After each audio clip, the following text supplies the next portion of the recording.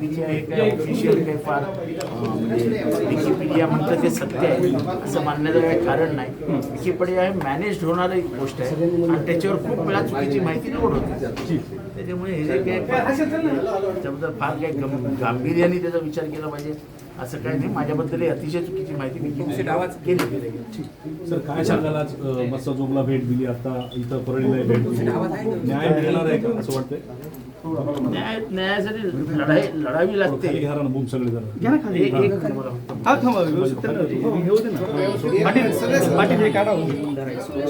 मला या गोष्टीचं अतिशय आश्चर्य आणि वाईट वाटलं की न्यायासाठी एवढी लढाई लढवली. अरे एकदा काय ते तसं झालं.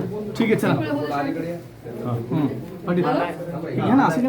या गोष्टीचं अतिशय वाईट आणि दुःख वाटतं की एखादा मर्डर होतो आणि त्याच्यासाठी त्या बायकोला लढावं लागतंय, नावं पोलिसांना मिळत नाही. असं कधी झालंय का एवढ्याच्या छोट्याशा गावामध्ये आणि नावं मिळत नाही?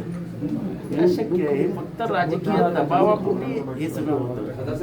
आता हे महादेव मुंडेचा मर्डर झाला, काय कशामुळे झाला हे अख्ख्या परळीमधला चर्चेचा विषय आणि पोलिसांना माहित नाही.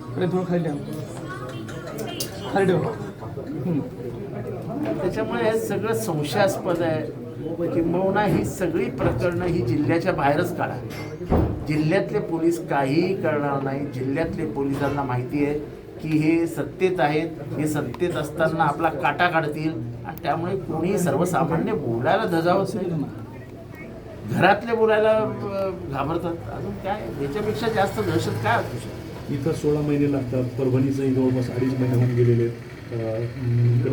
बघा, मला परभणीबद्दल तर मला जे काही झालं परभणीमध्ये म्हणजे आता परभणीमध्ये आता सुरेश दस सांगतात की तुम्ही मोर्चे काढा न्याय पाहिजे असेल तर. म्हणजे मलाच सांगितलं त्यांनी मोर्चे काढा ना.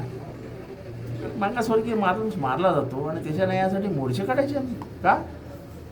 बाबासाहेब आंबेडकरांनी काय लिहिलेलं आहे काय की तुम्ही मागासवर्गीय असाल तर मोर्चे काढा आणि मग न्याय मागा? तर ही माऊली जर व्हिडिओ काढला नसता या माऊलीने तर महादेव मुंडेची केस पण उचलली गेली नसती. या माऊलीने व्हिडिओ काढला. मी आधीपासून महादेव मुंडेच्या केसमध्ये होतो. या माऊलीने स्वतःने हिंमत करून व्हिडिओ काढला आणि त्यामुळे महाराष्ट्राच्या कानाकोपऱ्यात गेला आहे हा मर्डर. पण तरी देखील पोलिसांना शोध लागत नसेल आणि जो सगळ्यांना माहिती आहे आरोपी कोण आहेत हे माहीत नाही असं परळीतलं एकही घर नाही. आज मंत्रिमंडळाच्या बैठकीमध्ये मुंडे गैरहजर आहेत. त्याच्याशी मला काय करायचंय? राजीनामा का घेतला जात नाही? काल अजित पवारांनी पण परत म्हणले की त्यांना विचारा म्हणून त्या संदर्भात. असं की अजित पवारांनी आपल्या अंगावरच काढून टाकलं असं नाही चालत ना. जबाबदारी स्वीकार व्यक्ती काही नेत्यांच्या सुरक्षा कपात करण्यात आली आहे. ठीक आहे, थँक्यू सर. थँक्यू.